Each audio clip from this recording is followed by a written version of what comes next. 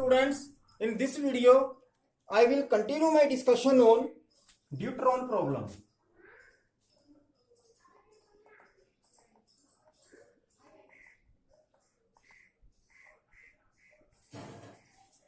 So students, last time we were discussing that why there are nuclear force. So now you are familiar that why there is a nuclear force, and this is due to color charge. And we also discussed that to understand the strength of the nuclear force, we will consider with the simplest form of nucleon interaction, and that case is deuteron, because deuteron is the simplest nucleus, that is 1s2. It only has one proton and one neutron. We also discussed that we will assume certain things. The first thing is that the potential that we will assume will be rectangular potential. Rectangular potential. We will also assume that the range that is given by experiments is equal to 2.1 femtometer. And we will also assume that binding energy of the deuteron is 2.2 mega electron volt, or we can say that binding energy per nucleon will be 2.22 mega electron volt upon 2, that is 1.11 mega electron volt.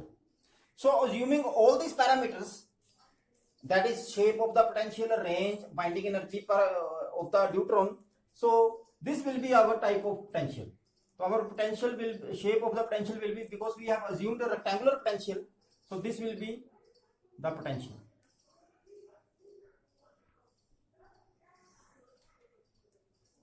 This side we have R. This potential is a function of R. Now this is V naught. This depth of the potential, this depth from this point 0, because this potential is a attractive potential, so that's why V is equal to minus V naught. And how strong is the potential, that will be given by this depth. So we have to calculate the depth of this potential by assuming all these parameters. Okay. So this is R equal to 0. Here R is equal to 0. Suppose here we have R is equal to B. That is 2.1 femtometer. That is the range of the nuclear interaction for this case, for the case of deuteron. So to begin with, we will use Schrödinger-Wave equation, time-independent Schrödinger-Wave equation. What is time-independent Schrödinger-Wave equation? Time-independent Schrödinger-Wave equation is del square psi plus 2 mu upon h cut square E minus V T psi is equal to 0. Now here mu is a reduced mass, because we have protons, one proton and one neutron deuteron. So what is mu? Mu is reduced mass, that we have discussed in previous lecture. So what will be mu? Mu will be mass of proton into mass of neutron upon mass of proton plus mass of neutron. So if we assume that mass of proton is approximately equal to mass of neutron, then your mu will be m by 2. Okay. Now here our psi is equal to, because we are working with this spherical polar coordinate system, so psi is, that is wave function. Psi is a function of r, theta and phi. Okay, where r is radial part and theta and phi are the spherical harmonics. Now one thing is that we have also assumed in our previous lecture that the interaction potential is assumed to be spherically symmetric. That is, interaction potential will be central potential. Now if you have a central potential, any central potential is spherically symmetric, that is, the potential will depend only on the separation distance between the neutron and protons. So once you have a central potential, it means that potential will only depend on the separation between the neutron and proton. So you do not have theta and phi dependence, because when you have a central potential, your this theta and phi part is fixed, it is constant. Okay, so any change in potential is only due to the radial part. Okay, so separating the variables r, theta, phi, and writing this your wave function psi r theta phi is equal to summation L r L r y L m theta phi. Now this part, this YLM part is a spherical harmonics, and this YLM theta phi. Now these are spherical harmonics and these are standard expressions. Okay, when you have a central potential and for a particular L, because you know that your L can have value in integral values. Your L varies from L is equal to 0, 1, 2 up to so on, and similarly your ML, because ML, or similarly I am writing it here M. So what is M? So M will be 0, plus minus 1, plus minus 2 up to so on. So once you have a central potential, then this part is fixed. Okay, now I define a function R L of R is equal to mu, not mu because I have already used mu, so let it be u L R by R. Now, so then this equation will reduce into a single variable equation. If I write the radial equation of the Schrödinger wave equation by using this value, that R radial wave function is equal to mu L R upon R, then your wave function will be, or we can say that now my psi R theta phi, this will be equal to u L R upon R y L m theta phi. Okay, so where y L m are the normalized spherical harmonics. Okay, and now you have done in your BSc classes that the radial equation is given by, now I am writing the radial equation. Now the radial equation will be given by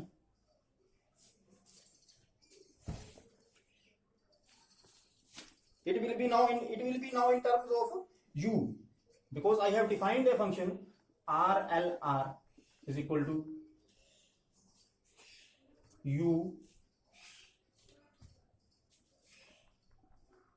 L R upon R. Okay, so now this will be your Schrödinger wave equation. Radial equation will be in term of u, and that will be d square u L upon dr square. Now it is a one dimensional equation, so no partial derivative. Okay, plus 2 mu upon h cut square e minus vr minus h cut square by 2 mu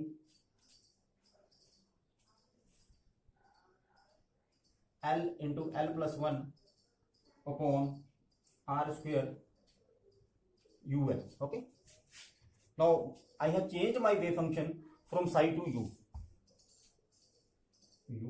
Okay, so this is my radial part of the Schrödinger wave equation, because any change in the potential is due to radial part. Okay, because when you have a central potential, your theta phi part is fixed, equal to g. So let this equation be equation number 1. Okay, now in this equation number 1, you have a term containing L into L plus 1 upon R square term, and this is known as centrifugal potential, and which is added to the assumed neutron potential VR. Now assumed the potential that we want to find is this potential VR. Now this term is added to this neutron proton potential, so it will increase this. Now we have different values. Suppose what will be the minimum value of the potential, because this L term is added is adding to this, because this is minus VR. Okay, this is minus. If you add minus thing to minus thing, suppose I add any quantity to a minus quantity, that the quantity will get bigger. Suppose I have minus 3. If I add minus 3, minus 2 to minus 3, I will get minus 5. So the result will get bigger. Okay, so what will be the minimum value of the potential? So for minimum value, L should be equal to 0. L should be equal to 0. Okay. So I will do my all calculations for L equal to 0, which is also known as ground state. Okay. And I will have two regions here. One region will be R less than V, and one region will be R greater than V. So for the region, if you have region R less than V, then you have V is equal to V of R is equal to minus V naught. Okay. Now if you have R greater than V, then you have V of R equal to 0, because when R is greater than V, then you have your potential is 0, and 0 potential means unbound system. Okay. So I will get two equations. One is for inside region and one is for outside region, because this region R less than V is inside region and this region R greater than V is outside region. So this is region 1, this is region 2. Okay. So for R less than V, so for R less than V, we will have D square U inside upon dr square plus 2 mu upon h cut square E plus V naught U inside is equal to 0. And for outside, for R greater than V, you have D square U out upon dr square plus 2 mu E upon h cut square U out is equal to 0. Okay. Now here we have written U in and U out for radial function inside and outside the region of the potential bell. Now this equation can be basically from this equation, because if you put L equal to 0 in this equation, because L equal to 0 is ground state potential, L equal to 0, so this whole term will go to 0. So you have for inside region, you have V is equal to minus V naught, so this will become minus will become plus, it will be plus V naught. And for outside region, you have V equal to 0, so you will get this equation. Okay. Now since the neutral ground state is a bound state, and you know that for any bound state energy is negative, so for bound state energy is negative means, so for neutron case, it is because neutron ground state is a bound system, because neutron and proton is in bound state. Okay. So you have E is equal to minus ED, because for bound state you have a negative energy of bound state is negative. Okay. When I will use this E is equal to minus ED in these two equations, in this equation, that is equation number 1 and in equation number 2. Okay. Use E equal to minus ED, then these two equations will become, this equation will become for inside region D square U inside upon dr square plus m upon h cut square V naught minus ED U in is equal to 0. And for second case, that is this equation, this will become D square U out upon dr square minus m upon h cut square ED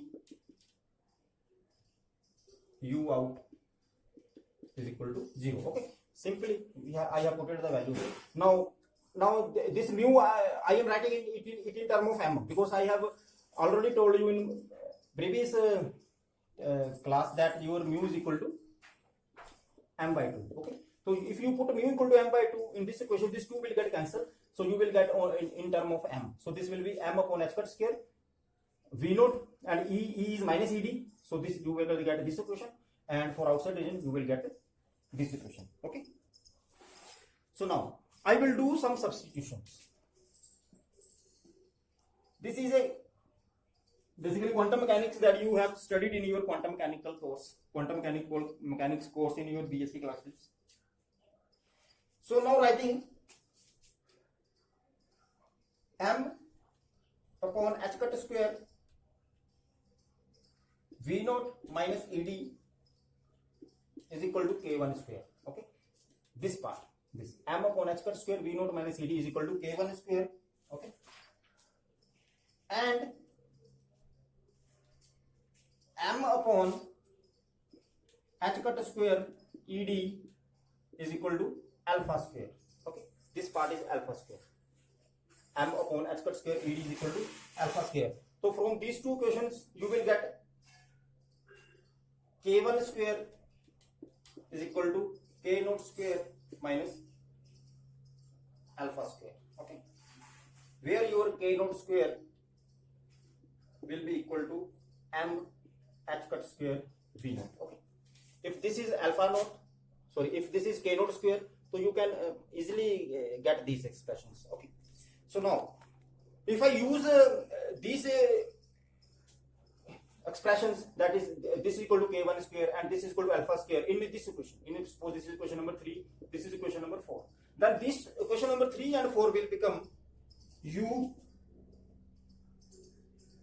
inside double dash, I will tell you what is u double dash, plus k1 square u inside is equal to 0 and u outside double dash minus alpha square u outside is equal to 0.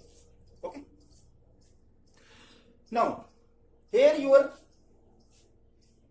instead of d square u upon dr square, now here you have d square u upon dr square. Instead of writing d square, I have written it as u double dash, which means second derivative. Okay, so by doing these substitutions and using this in equation number 3 and 4, I will get these two differential equations. Okay, that is, suppose this is equation number 5 and this is equation number 6. Now just a minute. Now see equation number 5 and equation number 6. You have solved many times this type of differential equation. Okay, now let's see this differential equation. Equation number 5, that is u inside plus k1 square u inside is equal to 0. Okay, now this solution has this differential equation has solution of the form u inside is equal to a sine k1r plus a dash cos k1r. So this is a oscillating type, that is simple harmonics oscillations type solution. If you have this type of differential equation with plus sign here, then you have your solution is oscillating. Basically this type of differential equation has oscillating solution, and this has a solution of type exponential growth and decay type. Okay, so u outside will be equal to b exponential minus alpha r plus b dash exponential alpha r. Okay, now here you know what is k1 and alpha because I have already defined it in the previous slide. Okay, now here I will use some boundary conditions on the wave function. Okay, now here my wave function is u. Now instead of psi my wave function is u. So there are certain conditions on the wave function, you know that. The first condition is wave function, suppose here wave function is u must be continuous. It must be continuous. These are admissibility conditions on the wave function. Second is u must be finite everywhere. Must be finite. It should not go to infinity. Even at an infinity, it must be finite. U must be finite everywhere. Okay. Third is the wave function must be square integrable. Square integrable means that if you do gets its integration from 0 to infinity of u square dr, then it must be finite. It must be finite. And fourth condition on the wave function is that it must be, I have used the three conditions. Okay, that fourth condition is that derivative should be continuous. Okay, wave function should be continuous, moreover its derivative, that is du upon dr, that also must be continuous. Agree. So now to get the solution of my problem, I will use these conditions that are conditions of the wave function. Okay, du by dr must be continuous. Agree. Okay, slope must be continuous. Du by dr means slope must be continuous. So let me rub this part. Now see the second condition on the wave function, that is u must be finite. U must be finite. Okay. Now you know that I have defined the wave function r of r. When I have written radial part, r of r is equal to u of r upon r. Okay. This is first region. This is second region. Remember, this equation is for this first region, and this is for second region. R of r is equal to this, or you can write this equation as for u of r is equal to r into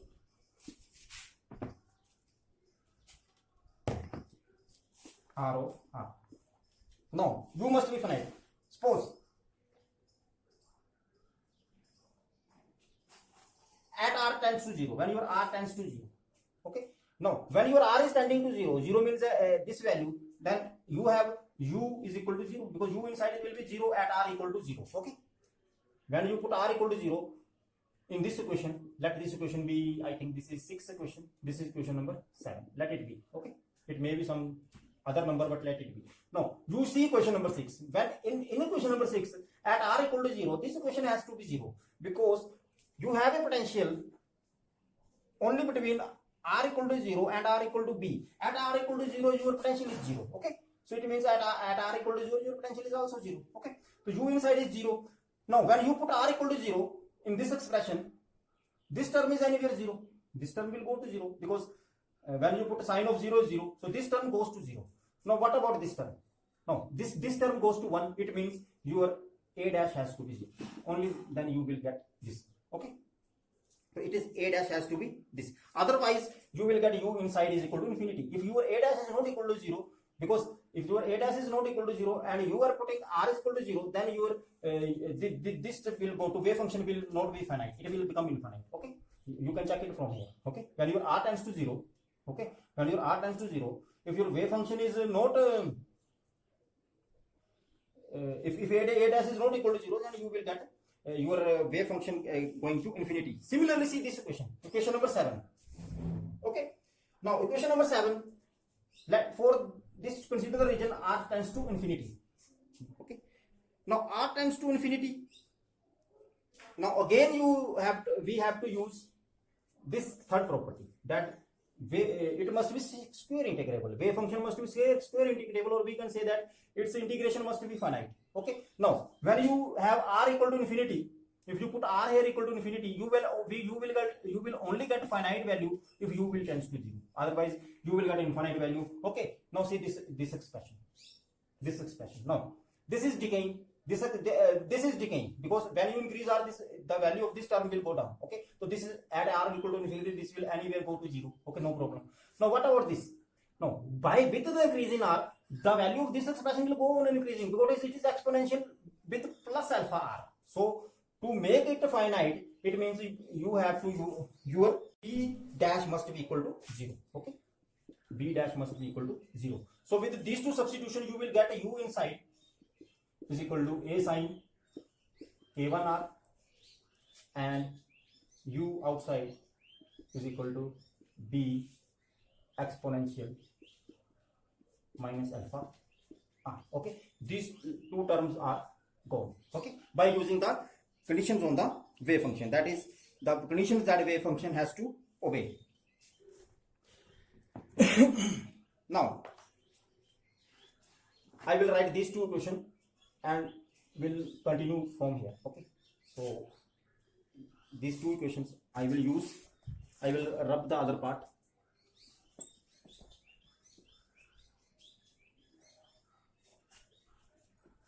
So what are the equations? That is u inside is equal to a sine k1r and u outside is equal to b exponential minus alpha r. Okay. Now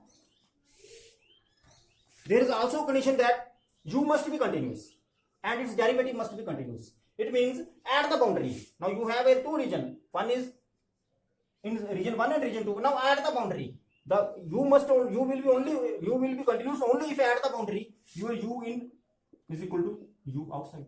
Okay. Or you can say that a sine k1r is equal to,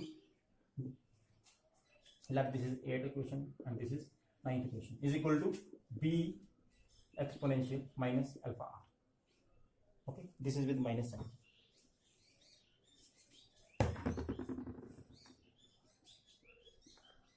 Okay, u inside must be equal to, actually using this condition, u must be continuous. Now using the fourth condition on the wave function, the derivative must be continuous. Okay, it means du upon dr of your inside region, okay, at r equal to b must be equal to du of outside region of this at r equal to b. Okay, it means slope must also match, the value must also match, and slope must also match. It means you have your wave function must not have any kink. Now use now do the derivative du over dr at r equal to b. Now I will put r equal to b. Okay, so when you will put r equal to b, you will get a k k1 a cos k1b. Okay, because I am putting r equal to b is equal to b. Now I am writing it in exponential term e, so because now you have to do derivative of this. Okay, derivative of this will be minus alpha b e minus alpha b. Okay, now so let this be equation number 10. Now sorry, let this be equation number 11 and let this be equation number 10. Okay, now dividing 11 by 10, dividing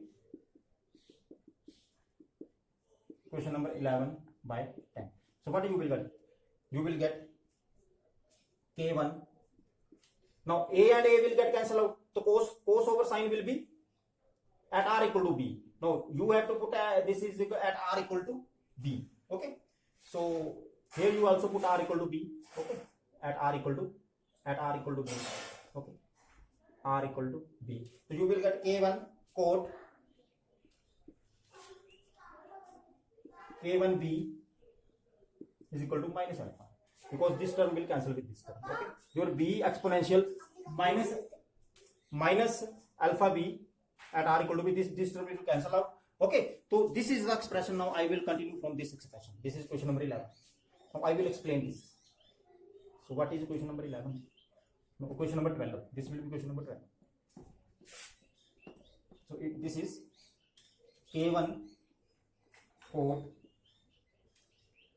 k1b is equal to minus alpha. Okay, now put the values. You know k1. Okay, what was k1? K1 is, put the values of k1. What was k1? Your k1 is, because we have k1 square is equal to m upon h cut square v naught minus ed, that I have already done. Okay, so what will be k1? So k1 will be square root of this. Okay, k1 will be square root of this. Okay, similarly we have alpha, we have done alpha square. So what will be alpha? So alpha will be m upon h cut square ed under the root. Okay, so minus alpha will be minus. Okay, because this is minus alpha. So put the values in this equation. This is question number 12. So you will get m upon h cut square v naught minus ed square root cot m naught, sorry, cot k1, again k1, you have square root m upon h cut square v naught minus ed times b is equal to minus alpha, that is minus m on h cut square ed. Now this is a positive quantity because ed is negative, because ed is the binding energy of neutron. So this minus alpha will be not a negative quantity, it will be positive quantity because ed is negative. So this will get, you will get this positive. Okay, so now see this equation. Now you know ed because I have told you that by experiments ed is 2.2. 2.22. You know B, that is a range, that is 2.1 femtometer. You know mass from the reduced mass, that is mass of a proton or neutron. Okay, so everything you know except one thing, that is V naught. Okay, so you can calculate V naught. So this is a computer calculation. If you do the calculation, so you will find that V naught comes out to be approximately of the order of 38 mega electron volt. Okay, so this is the depth of the disk potential. It means this is the first approximation that how strong is the nuclear potential. It means this depth that we want to find is approximately 38 mega electron volt. And what is the neutron binding energy? It is something here, because it is 2.22. So ED is something here. It is 2.22 mega electron volt. Okay, so 2.22.